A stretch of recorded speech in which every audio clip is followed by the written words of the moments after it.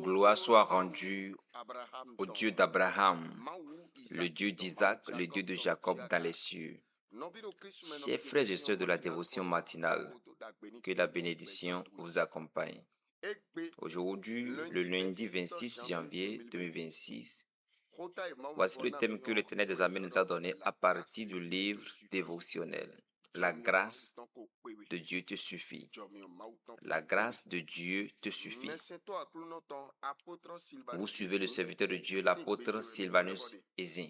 Nous avons eu ce thème à partir du livre de Corinthiens, chapitre 12, le verset 9. Suivons la lecture. Nous allons écouter la lecture. Il est écrit, et il m'a dit, ma grâce te suffit, car ma puissance s'accomplit dans la faiblesse. Je me glorifierai donc bien plus volontiers de mes faiblesses, afin que la puissance de Christ repose sur moi.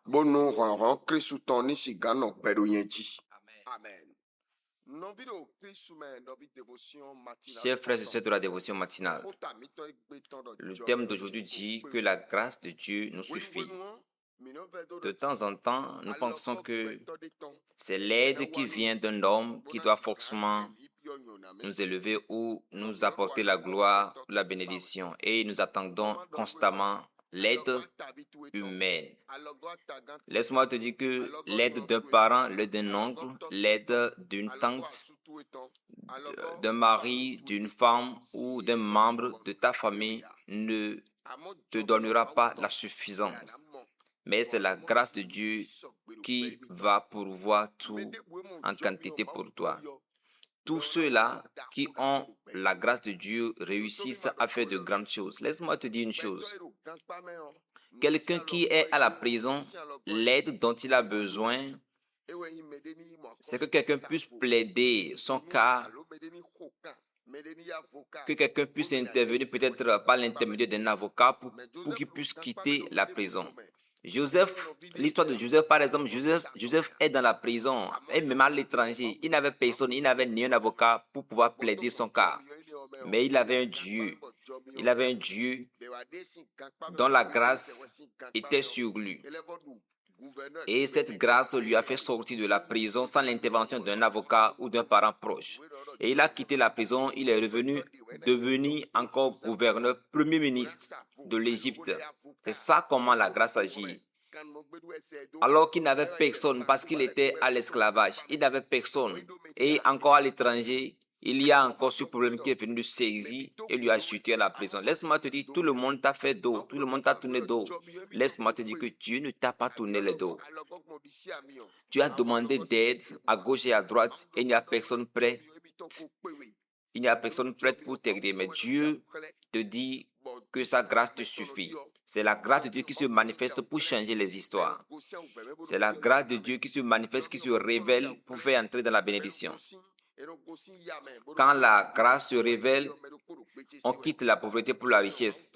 Et aujourd'hui, quelqu'un m'entend et la grâce de Dieu change son histoire dans le nom de Jésus. Écoute encore. Celui qui bénéficie de la grâce de Dieu, il évolue. Il a une grande position dans la société. Laisse-moi vous dire, David a sept autres frères. Parce que son père a 8 enfants. Et lui, il était le dernier garçon.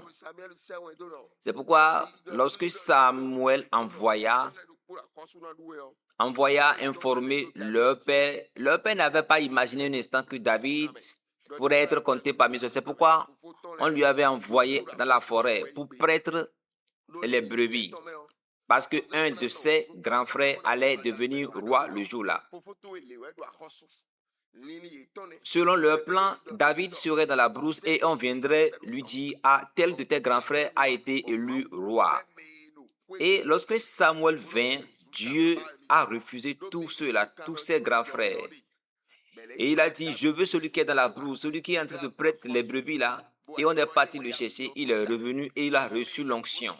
Et tous ceux-là qui se sont apprêtés pour recevoir l'onction et devenir le roi, ont raté. Laisse-moi te dire que si tu veux évoluer sur cette terre, c'est la grâce. Lorsque la grâce est sur ta vie, n'importe où tu es, la grâce te localise et la grâce crie ton nom.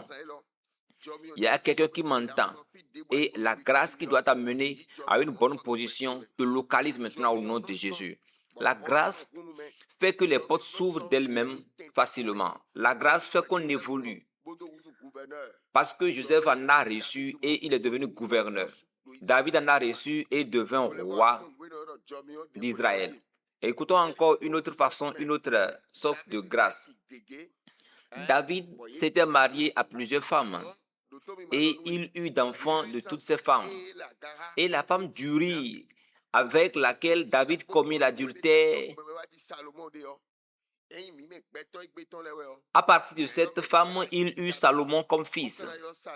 Normalement, Salomon est un adultérin parce qu'il vient d'une femme prostituée, d'une femme avec laquelle David s'est prostitué. Alors, normalement, Salomon, dont la mère n'a pas été légalement mariée, c'est lui qui devient roi. Ça, c'est la grâce.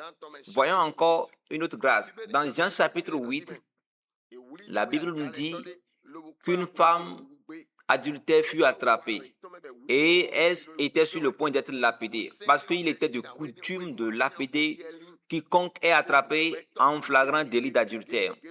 Parce qu'on avait tué déjà beaucoup de personnes ainsi, parce que c'était la loi. C'était la loi. Quand on vous saisit en flagrant délit, on vous tue, on vous lapide et vous mourrez. Et la Bible dit qu'on a saisi une prostituée en flagrant délit d'adultère. Pour elle, il n'y avait plus d'espoir. Le jugement était clair, la sentence était claire. Et si ses parents étaient vivants, ils auraient su que la vie de leur fille prend fin aujourd'hui. Ses amis auraient su que la vie de leurs amis prend fin aujourd'hui.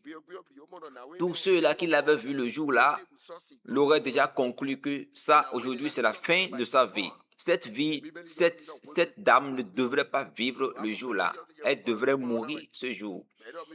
Et lorsqu'elle était sur le point d'être amenée et lapidée, ils ont rencontré Jésus dans le temple. Jésus enseignait. Et pour piéger Jésus, ils l'ont dit, on a attrapé cette dame en flagrant délit d'adultère. Et la loi dit que quiconque sera attrapé ainsi sera lapidé. Alors toi, qu'est-ce que tu penses? Parce que pour eux, Jésus allait dire, non, pardonnez cette dame. Et ils vont pouvoir dire, mais Jésus, mais tu avais dit que tu n'es pas venu pour contredire la loi.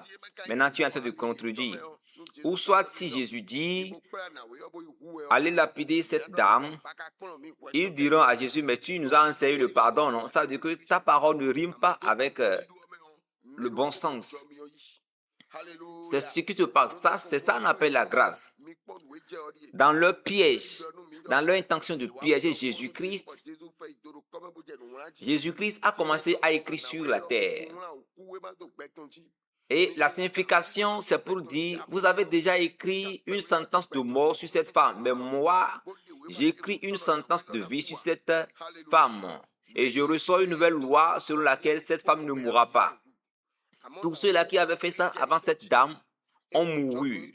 Mais cette dame a reçu la grâce de Dieu parce que Jésus a fait sortir une autre sentence. Parce qu'il baissa la tête et il commença à écrire. Et il dit que celui qui n'a jamais commis le péché jette contre elle la première pierre. Et il n'y avait personne pour tenter, il n'y avait personne pour essayer. Et Jésus commença à écrire encore. Avant qu'il ne se redressât la tête, tout le monde était déjà dispersé. Et Jésus demanda, où sont ceux-là qui t'accusent? Elle dit, ils sont déjà partis. Et Jésus dit, moi non plus, je ne t'accuse. Rentre et ne pêche plus. Et les enfants de cette dame qui avaient vu qu'ils avaient déjà perdu leur mère, ont reçu, ils ont retrouvé encore leur vie. Leurs parents, ses parents, les parents de cette jeune dame l'ont retrouvée encore vivante. C'est la grâce. La grâce arrache de la mort. La grâce arrache de la haine. La grâce arrache de tout. C'est pourquoi celui qui a reçu la grâce, il a reçu tout. Il a reçu beaucoup de choses. Il a reçu la grâce, il a reçu l'évolution, il a reçu la vie en abondance. Et laisse-moi te dire, toi et moi, nous avons eu la grâce. Parce que si nous n'avons pas eu la grâce, la sorcellerie nous aurait déjà tués. Mais parce que nous avons reçu la grâce, Même s'il nous entoure par les forces démoniaques, ténébreuses, il ne réussit pas. C'est pourquoi je dis, n'importe où tu es, la grâce te localise maintenant. La grâce qui a localisé Joseph et qui lui a ramené de la prison pour l'établir à la royauté. Cette grâce te localise maintenant. Je déclare sur quelqu'un que cette grâce qui a sauvé l'adultère, cette femme adultère te localise maintenant au nom de Jésus. Et dans le nom de Jésus, tu ne mourras pas comme il l'aurait médité. Tu n'entreras pas la haine, la misère, la difficulté dans le nom de Jésus. Mais toi, tu sortiras vivant, tu sortiras victorieux et tu auras de grands témoignages dans le nom de Jésus. La grâce que David reçut au milieu de ses frères, tu reçois cette grâce au nom de Jésus afin que tu sois élevé à une grande position. Tu entres la gloire et la bénédiction. De grands témoignages sortiront de ta vie. Ainsi soit-il au nom de Jésus. Voici les requêtes de prière de cette matinée. Premièrement, dis merci à Dieu. Élève intensivement le nom de Dieu. Après cela, tu reviendras dire merci à Dieu pour ce qu'il fait dans la dévotion matinale, ce qu'il a fait dans ce programme de 21 jours de prière, également ce qu'il a fait dans la croisade. Après cela, tu diras à Dieu, Seigneur, donne-moi ta grâce en abondance. Remplis ma vie avec ta grâce. Seigneur, que la grâce m'accompagne partout où j'irai. Parce que quand la grâce accompagne quelqu'un, toutes les portes s'ouvrent sur lui. Lorsque la grâce accompagne quelqu'un, les chemins s'ouvrent. Quand la grâce accompagne quelqu'un, tout combat, toute créature combat pour l'évolution de celui-là. Lorsque la grâce accompagne quelqu'un, il n'est pas stérile, il n'est pas célibataire. Lorsque la grâce accompagne quelqu'un, il ne manque pas d'évolution. Quand la grâce accompagne quelqu'un, il a l'évolution. C'est pourquoi demande l'évolution, demande la grâce qui fait évoluer. Après cela, tu reviendras répondre Amen à ma prière. Je prie pour toi dans le nom de Jésus. N'importe où tu es, n'importe où ta position où tu m'entends, que la grâce t'embrasse maintenant. Que par la grâce, les liens qui t'ont enchaîné soient brisés au nom de Jésus. Que la grâce s'abonde dans ta vie au nom de Jésus et que les portes de bénédiction, d'évolution s'ouvrent au nom de Jésus. N'importe où tu es renié, négligé, aujourd'hui, la grâce t'établit encore chef au nom de Jésus dans ta famille. Que la grâce te localise maintenant. Que la grâce change ton histoire. Je déclare sur quelqu'un que la grâce enlève les vêtements de honte, de déshonneur au nom de Jésus. La grâce t'enlève de ces vêtements de stérilité, de célibat au nom de Jésus et que la bénédiction, la fortune t'accompagne au nom de Jésus. Joseph reçut la grâce et il devint roi, il devint premier ministre. C'est pourquoi n'importe où tu es, que tu m'écoutes aujourd'hui, tu as reçu la grâce. Que tu sois politicien, chrétien, peu importe ce que tu fais, peu importe ta société, peu importe le ministère dans lequel tu es, tu reçois maintenant la bénédiction et que cette grâce de bénédiction t'élève au nom de Jésus.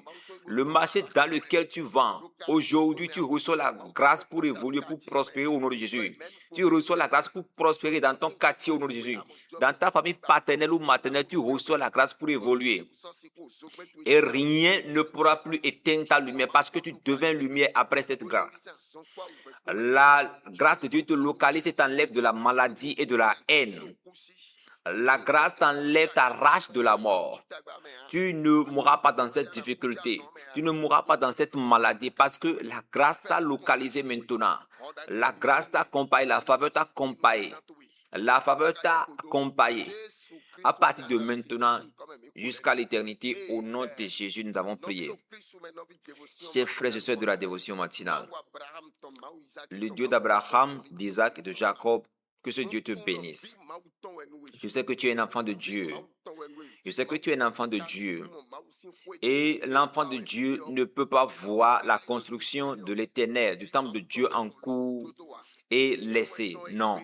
C'est pourquoi aujourd'hui, je voudrais que tu fasses quelque chose. Même si c'est un petit carton de carreaux,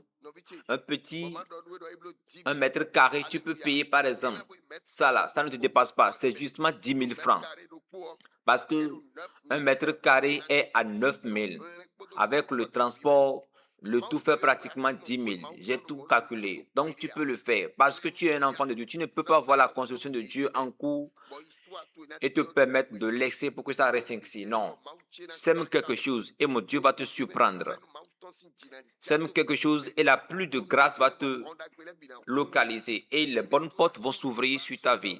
Si toi tu veux semer quelque chose, voici le numéro que tu pourras utiliser pour faire ta semence. Le 01 62 46 93 54.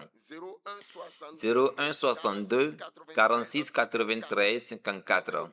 Chers frères et sœurs de la dévotion matinale, abonnez-vous à notre page YouTube et il faudrait également que vous likiez parce que cela nous permettrait d'offrir plus de contenu sur ces pages afin que vous puissiez suivre parfois des séances de direct. Que Dieu vous bénisse. Vous avez encore suivi le serviteur de Dieu, l'apôtre Sylvanus Ezi. Shalom, shalom.